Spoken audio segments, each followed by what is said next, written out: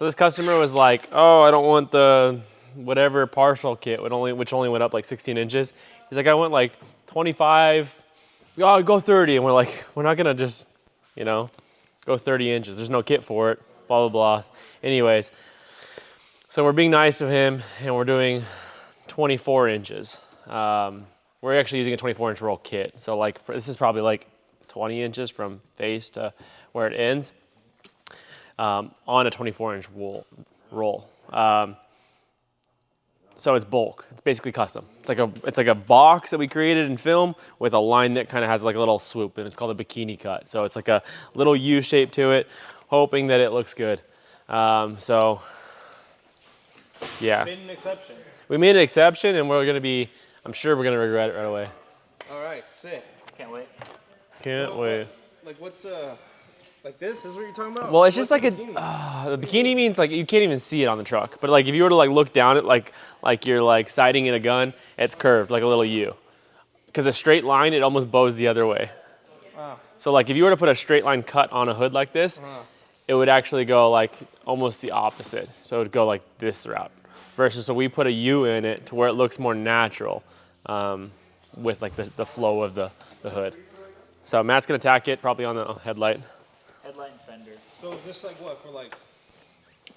He only wants it right here? Yeah, we don't do mini partials. Like partials are not our thing, but we'll do whatever the customer wants. So in this case, they do want the partial, maybe the full front. You know, just didn't fit their budget. To, like, protect like bugs. The high impact area, yeah. I mean, it's gonna only like really, you're not gonna get many chips up here. It's a tall truck, realistic. We don't like the line, but sometimes like you know, we never know. You never know the customer's like circumstances. Maybe they can't afford it. Maybe they just don't like going full hood. Who knows?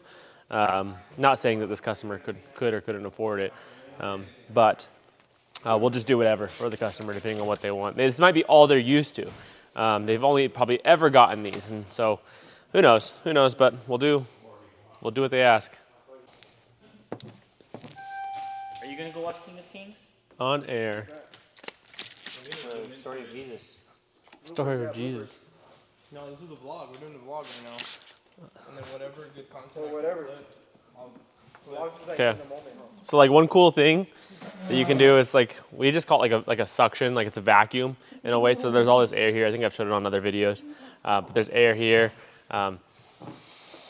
Getting this down seems kind of tricky, but it's actually not that bad. There's tension throughout right here, so it's bridged. It'll kind of create its own seal. So once we force that air out, it should kind of hold suction to that section. So if you come over here, you can see. So I actually might put a little alcohol in here, just so I know it bites. But then I'll swoop all this out, and then I could probably remove my hand. It would honestly just stay, but I don't want to risk it.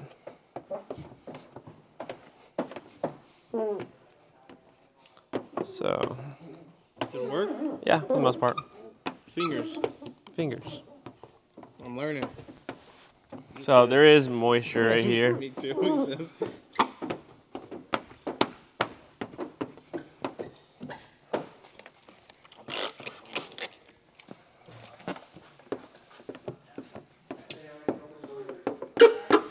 Now I'll kind of pull this down just a little bit because that is a finger right there that I really don't want to fight. But if I pull this Right here, right?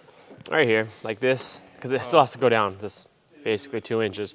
So if I kind of just give it a little tug, it'll help pull this finger out too, or that excess.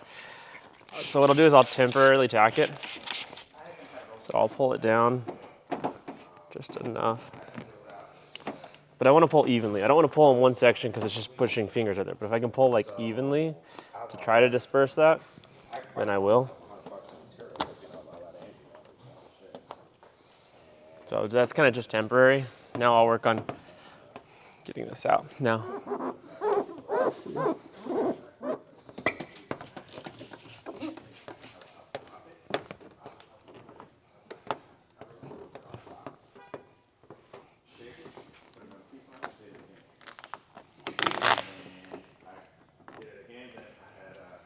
So sometimes you have like silvering back in like, so say you squeegee, there's silvering, and it's like a weird contour.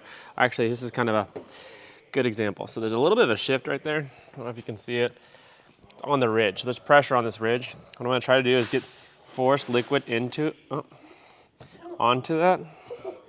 So you see it's grabbed right there. If I can get it to break free, it's ideal.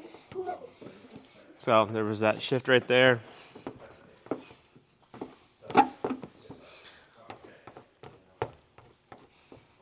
And now it's not. So I was just forcing liquid into that tacked area. Basically what it was tacked from the pressure. Most likely of me doing this, it suctioned down. The adhesive is pretty much pressure sensitive. So if you squeegee it, it wants to stick. In this case, it wasn't squeegeed, really. It was more the pressure of me forcing down this film right here, this valley, causing it to be tensioned and tight right in this area.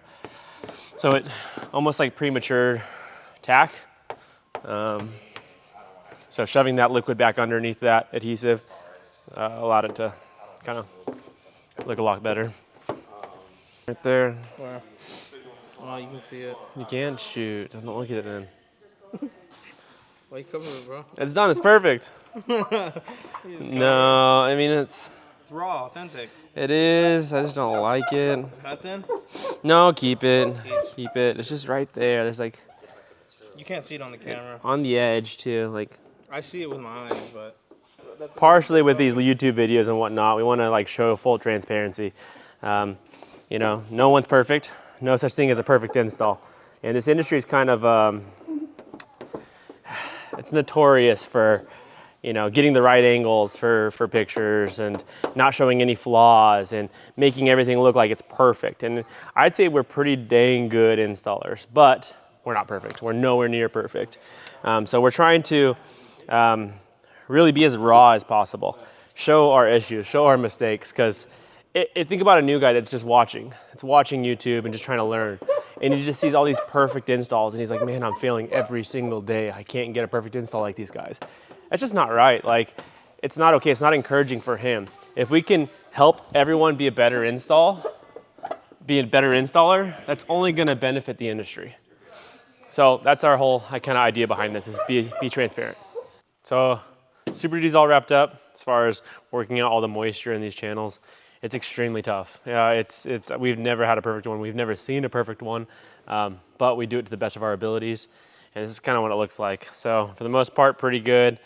These little channels, it's all recessed in. It's like embossed in there.